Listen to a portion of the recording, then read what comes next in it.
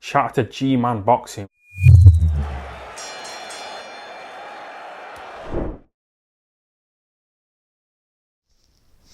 Alright, so Chris Eubank Jr. It's looking like he's going to be making his return to the ring come October of this year, possibly early October.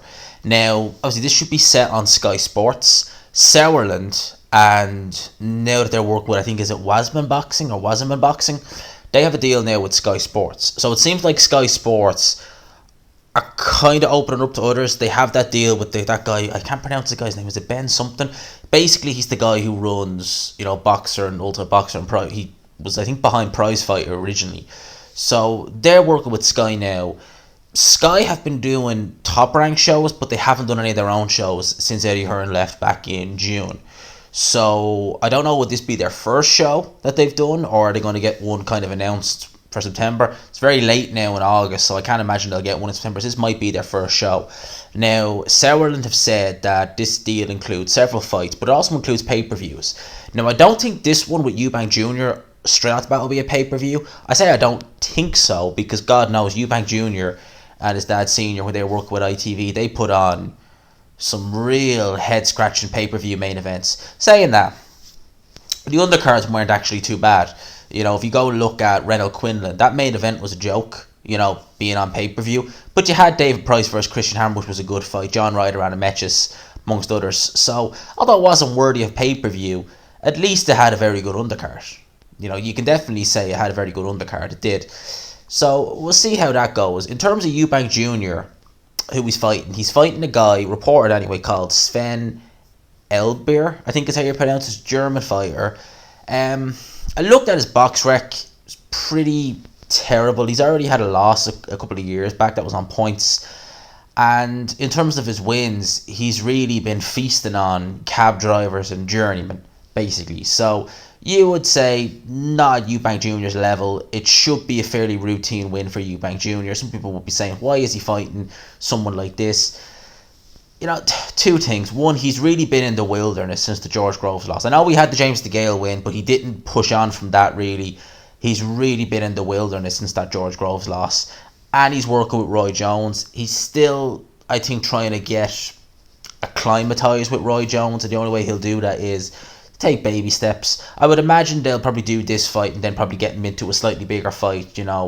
He was interim champion to the WBA. He is no longer interim champion because the WBA, about bloody time, finally removed the interim champion. Which, do you know what, right? I think an interim champion is needed at times. If there's a situation where your champion, your main champion, is injured for say 6 months and you don't want to make him champion in recess, an interim title works in that situation. But just to have it and just to dole it out willy-nilly, that to me is just silly. So for them to actually remove that, badly needed. Because, as I said, unless your champion is injured for, say, 6 months, 6-month period or something like that, a period in which they can, recover, get ready to defend against said interim champion, that's fine. I can understand it for that. But if you're just doling, like Michael Conlon, his last fight was meant to be at Super Bantam, and they moved to featherweight. WBA said, here, have an interim title while you're at it. Ayo, well done, thanks for the sanctioning fees. That's all it really was. That's all the interim title really is. So I think now what they're saying is that Eubank Jr. may have to fight a final eliminator. Now if he does, that would mean he is either going to have to fight potentially Erislandy Lara, potentially. And if I'm a member of Team Eubank and I'm managing him, I would be saying, do you know what? Maybe we don't need to go down the WBA route, because Erislandy Lara, although he's not in his prime anymore, he's still a very, very good fighter. Very good, very formidable, and he is slick. He, even now, is still very slick, very long arms. Erislandy Lara would be an absolute night. Stylistically, that match would just... You couldn't pick a worse style than Erislandy Lara for a Chris Eubank. When Erislandy Lara is not like a Billy Joe who's going to gas down the stretch. Erislandy Lara goes 12 rounds for fun. So if I was in Team Eubank, I'd be saying, do you know what? I'd be keeping him away from Erislandy Lara. Even though Erislandy Lara's older, I'd still be keeping him away from him. But yeah, this would be his second fight back under Roy Jones. It'd be interesting because it'd be his first fight since the tragic death, and RIP to Sebastian Eubank as well, of his brother. and that can affect fighters. You know, it can. Some of them, it can raise their game when they lose a family member, but some of them it can hit them from a psychological point of view. You know, I forget the guy's name now. His name slips my mind, but the guy from Juan Weber Marquez. When he heard Jim Lampley mention his brother, God, his name slips my mind. No, it's gone. I had that name in my head for a second, but it's gone now.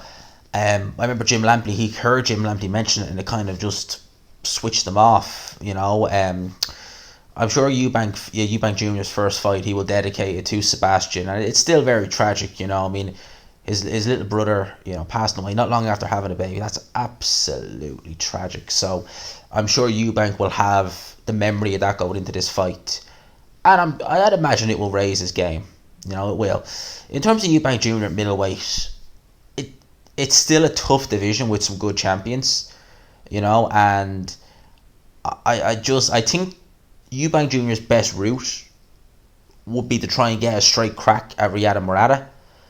Having said that, it looks like Triple G is going to be fighting him come December.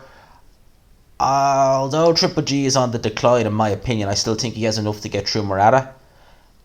Triple G versus Eubank Jr. would still be a good fight. I mean, stylistically, Triple G is more tailor-made to Eubank Jr., but I can imagine Triple G might know that and probably would maybe box a bit more cautiously, might probably jab, because that's a weakness for Eubank Jr.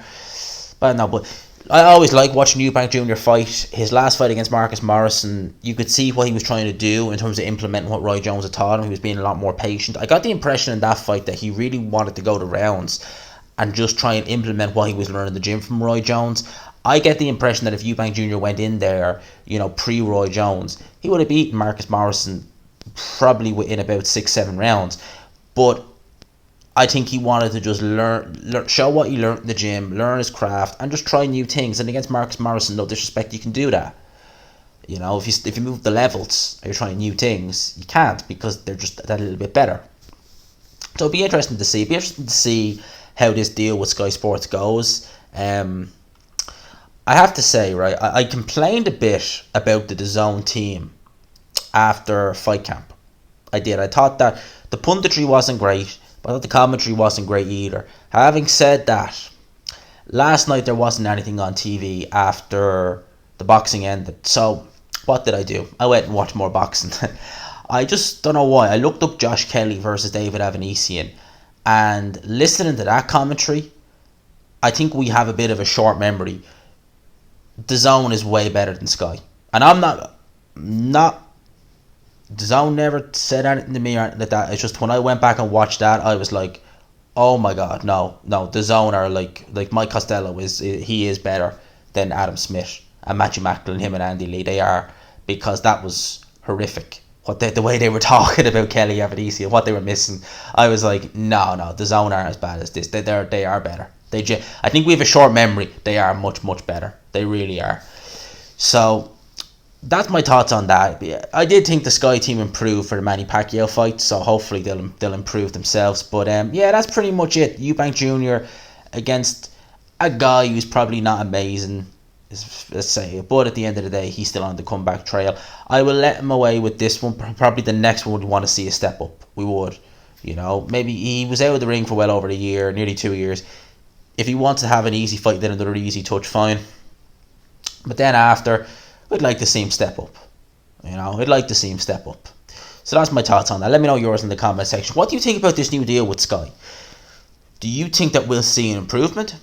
Or do you think that we'll be going back to the 2010 days? Do you know when they were having those Friday fight nights in Brentwood and York Hall and places like that, you know, where it really was. Now, saying that, they were alright. Some of the little scraps they had were alright, but they were all kind of domestic level.